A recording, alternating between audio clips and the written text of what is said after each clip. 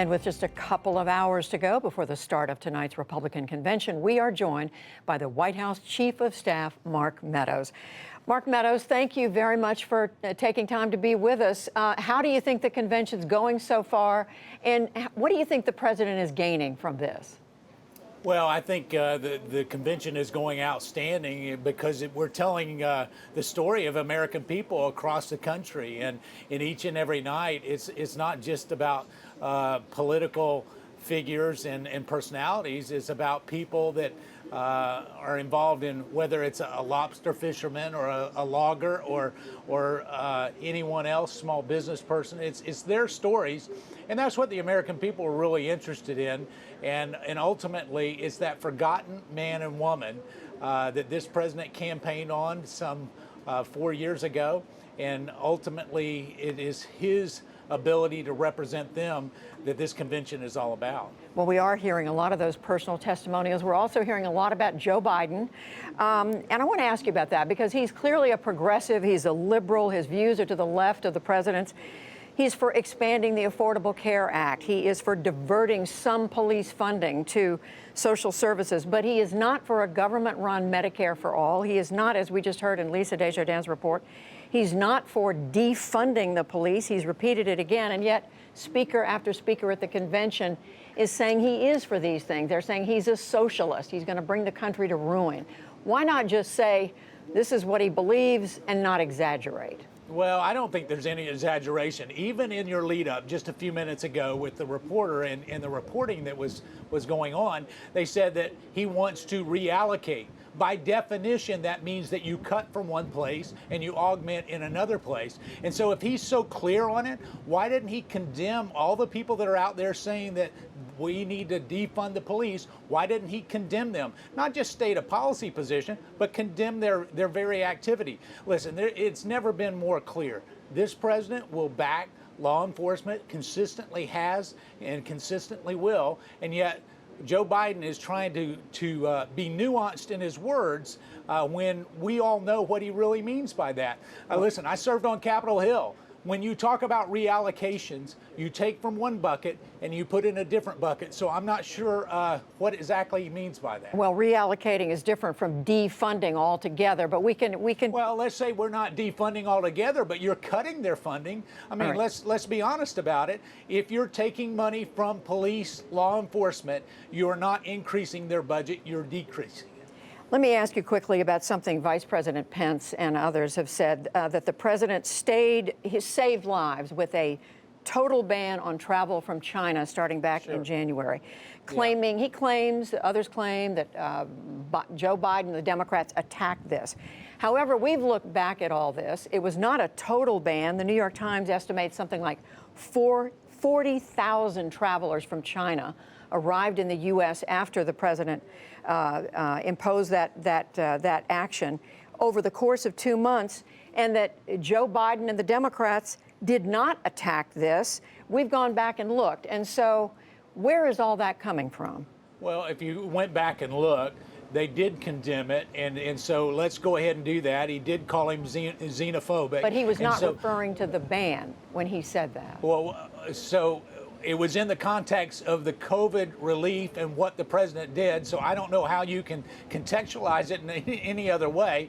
And so what they're saying is Joe Biden today is applauding the president for cutting down travel from China. That would be newsworthy if that's what he's saying. I don't see any ads out there with Joe Biden saying, we applaud President Trump for cutting down travel from China. So, listen, this is all about two different narratives. It's one where the president indeed did save thousands and thousands and perhaps tens of thousands of lives, maybe even by some estimates, hundreds of thousands of lives by his quick action in terms of trying to make sure that there was a travel ban imposed. But more importantly than that, we have to make sure that the facts speak for themselves. And as you're trying to share with your viewers tonight, we can't have a revisionist history that would suggest anything other than where Joe Biden has consistently, even through their convention, complained that the president didn't do things the way that he would have done it. And I find that just interesting because he's in a basement not really engaging on this particular issue. So many things to ask you about, Mark Meadows. One is certainly the racial unrest in the country right now. The vice president painted a picture last night of many cities overrun with violence. There has been violence, but we know there have also been a lot of peaceful protests as well. My question to you is, do you understand the anguish, the anger and the anguish of black families over the repeated instances of black men shot in just like this, Mr. Jacobs this week, who was in Kenosha? Well, as a non-African American, I don't know that I can fully understand it the way that some in the community might. But in my conversations with a number of my friends, Senator Tim Scott, as we tried to work on making sure that we moved legislation forward in Congress, he was able to articulate this probably better than anyone else. And yet what we found was it was Senator Durbin and others like it that seemed to take Tim Scott's earnest desire to fix this problem and suggest that it was only political. And yet what I do know is that there was a deal there to be made because the president wanted to make a deal, and yet here we are with Congress not acting. The only person in Washington, D.C.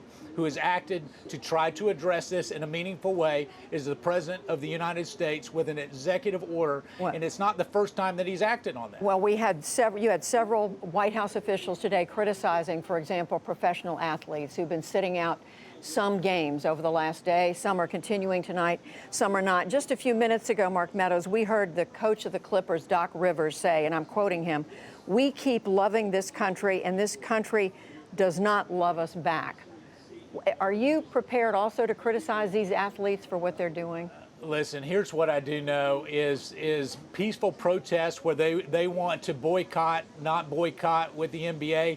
I haven't been watching their games. I'm more concerned with what they do in terms of a winning team than the boycotts. Here's what we have done is we've taken the whole political side of that and put it into the sports arena, which a lot of people, it's making them tune out because it's one of the few times where you can kind of disengage and not get involved in politics. That being said, it is their right to protest, and if they want to boycott it and protest, that's why we have a constitution, and that's why we have those freedoms here that we enjoy. We enjoy them in America, and we're not a perfect country, but we're always striving to be a more perfect union, and with that, it's all about making sure that we address it in a real way. This president has been for law enforcement, but he's also been for law and order.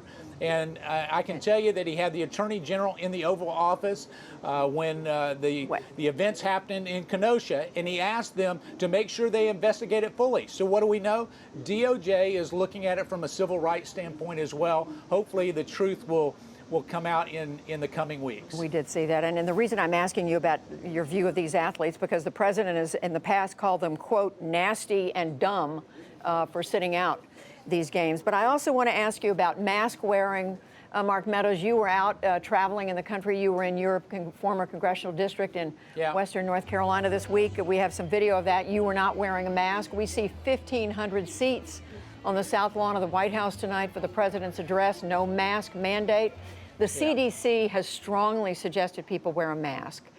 How do you square the two? Yeah, well, I can tell you I'm probably the most tested individual in America every single day because of my interactions with the president. I get tested to make sure that I'm safe. And so that mask wearing is really a precaution against being able to transmit it to other people. And so each and every day I know that I am coronavirus free because I have to be to be able to work with the president. But the other thing that perhaps you didn't see is I carry this hand sanitizer with me everywhere. So if I shake a hand or do anything, I am so religious on making sure that we protect those that we come involved with.